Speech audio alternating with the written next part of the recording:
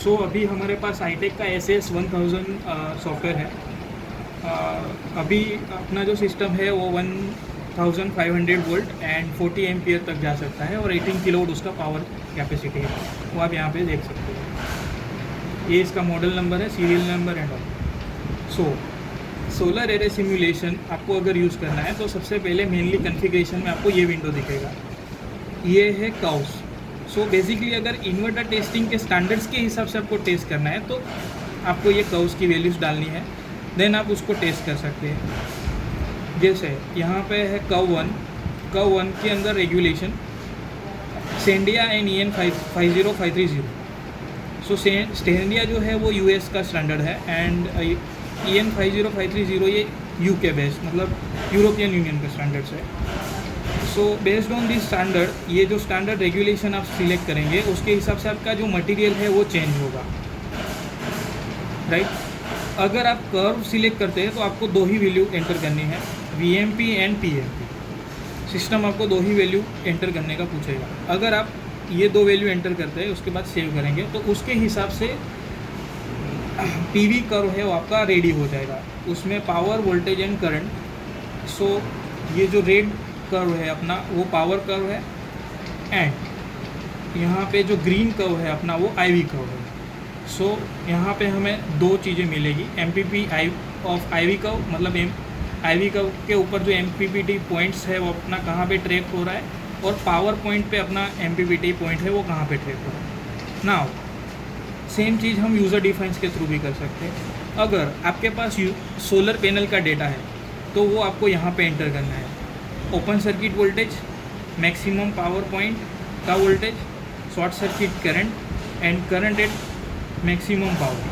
सो ये चार चीज़ आपको एंटर करनी है, देन उसके बाद अपडेट करना है। जैसे ही आप अपडेट करेंगे ये कर्व आपका अपडेट हो जाएगा। नाउ अगर आप फील्ड फैक्टर इनेबल करेंगे तो उस टाइम पे VOC एंड ISC दो वैल्यू डिसेबल हो जाएगी, राइट।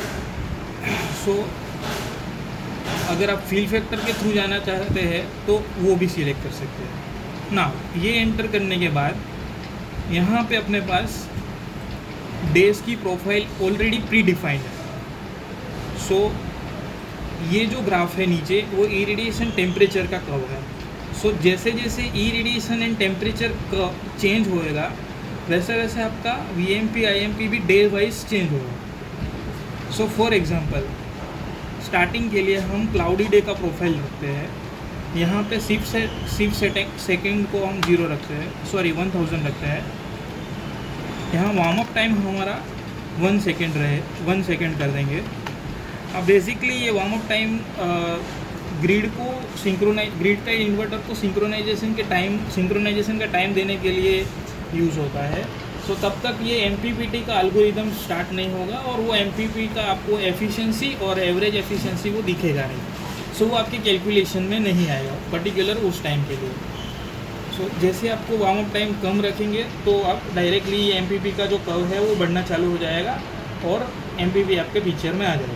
नाउ ये सब सेटिंग करने के बाद यहाँ पे आपको इरेडिएशन एंड टाइम दिख रहा है, राइट। सो आउटपुट को ऑन करना है, एग्जीक्यूट MPPT करना है। सो 0 से लेके 46,820 सेकंड के लिए ये पूरा साइकिल है वो चलेगा। अभी अगर आपको कोई पॉइंट्स पे मूव कराना है तो उसके लिए 6 सेकंड का टाइम है, राइट।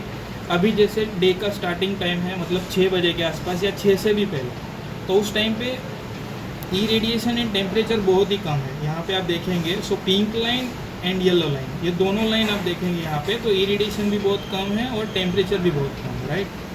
सो वो कैलकुलेशंस के हिसाब से अपना वोल्टेज जो आ रहा है वो 94 वोल्ट, IMP है वो 0.4 वोल्ट। सो उसके हिसाब से एक्चुअल वोल्टेज जो यहाँ पे बन रहा है वो 110 बन रहा है।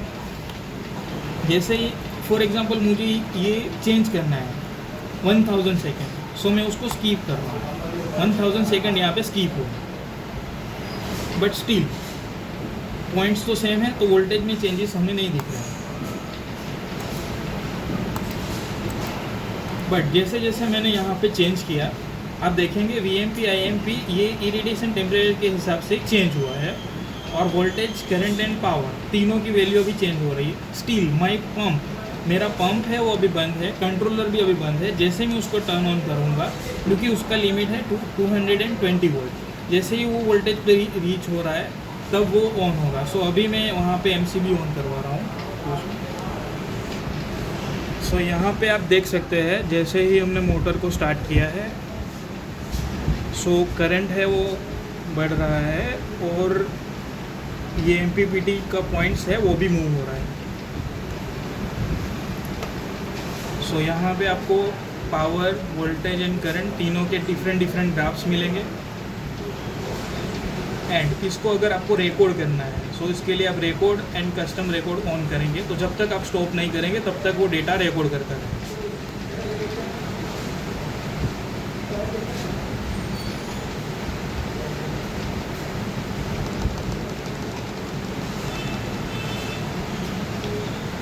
अभी ये सिर्फ सेकंड का तो एक्सप्लेनेशन हो गया, बट ये जो टाइम है इसका क्या मीनिंग है?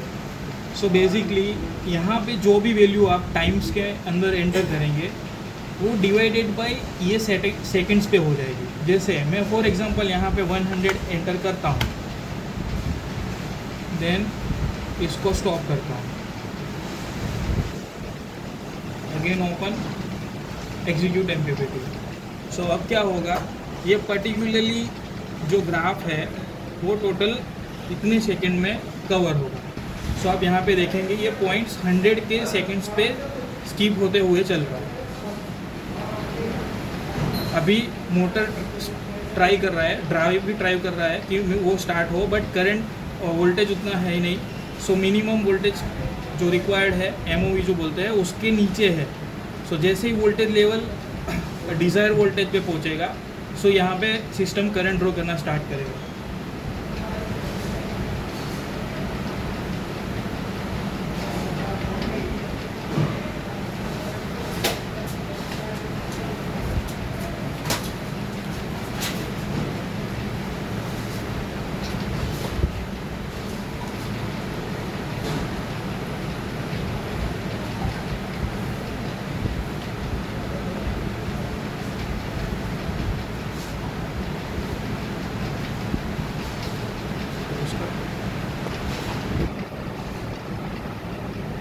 सो यहाँ पे आप देख सकते हैं जैसे ही वहाँ से इन्वर्टर के डिज़ायर वोल्टेज पे पहुँचा, मीन्स कि ड्राइव के डिज़ायर वोल्टेज पे ये वोल्टेज पहुँचा है, तो तुरंत ही उसने स्टार्ट कर दिया है। और यहाँ पे आप देख सकते हैं MPPT पॉइंट्स। सो सिस्टम या आपका जो ड्राइव है वो MPPT पॉइंट्स को ट्रैक करने का ट्राई कर रहा है। सो अभी हमें MPPT मतलब आपका जो MPP एफिशिएंसी है, ये करंट है और ये एवरेज है, जब से मैंने स्टार्ट किया है तब से लेके। सो वो अभी बहुत कम टाइम के लिए स्टार्ट किया है, सो वो बहुत पुअर दिख रहा है यहाँ पे।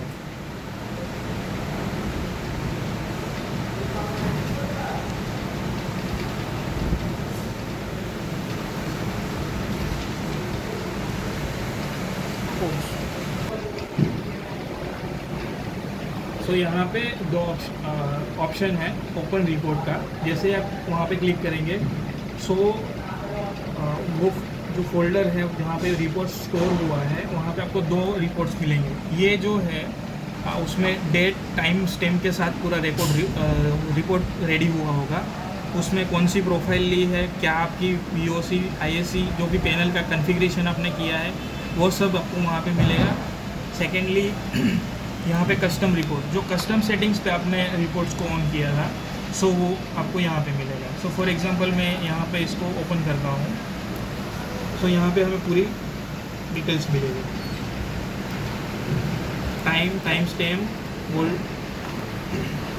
Maximum power voltage, maximum power current, maximum power and MPP energy, voltage, current and power. So जो वोल्टेज करंट आपका लाइव था, वो उस टाइम पे एनर्जी जो मेज़र की थी वो, MPPT की एफिशिएंसी, इरेडिएशन एंड टेम्परेचर। सो ये आपका ऐसा रिपोर्ट बनेगा। इसके लिए आप यहाँ पे कॉन्फ़िगरेशन भी कर सकते हैं।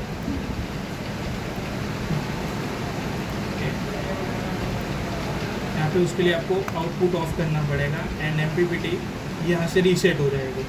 यहाँ से पॉज कर सकते हैं, यहाँ से रीस्टार्ट कर सकते हैं, मतलब रिपीट कर सकते हैं। ये दोनों फास्ट फॉरवर्ड के लिए, फॉरवर्ड एंड बैकवर्ड। ना कॉन्फ़िगरेशन के लिए यहाँ पे ऑप्शन है, जैसे यहाँ पे 1500 वोल्टेज का ये पावर सप्लाई है, बट आपका मोटर या जो भी DUT आप टेस्ट कर रहे हैं वो लेसर वोल्टेज का है, सो उसके लिए आप वोल्टेज कम कर सकते हैं। यहाँ कूलिंग टाइम है 200 मिली सेकेंड यहाँ पे बाय डिफ़ॉल्ट पे सेट है, बट उसको भी आप 50 सेकेंड तक ले जा सकते हैं। जो डेटा आप सिस्टम से ले रहे हैं वो 1 सेकेंड पे लेना चाहते हैं या कूलिंग टाइम यहाँ पे जो आपने सेट किया है वो, सो दोनों आप यहाँ से कॉन्फ़िगर कर सकते हैं। Secondly operation mode, CCCV, priorities वगैरह सेटिंग्स आप यहाँ पे कर सकते हैं। Okay, thank you.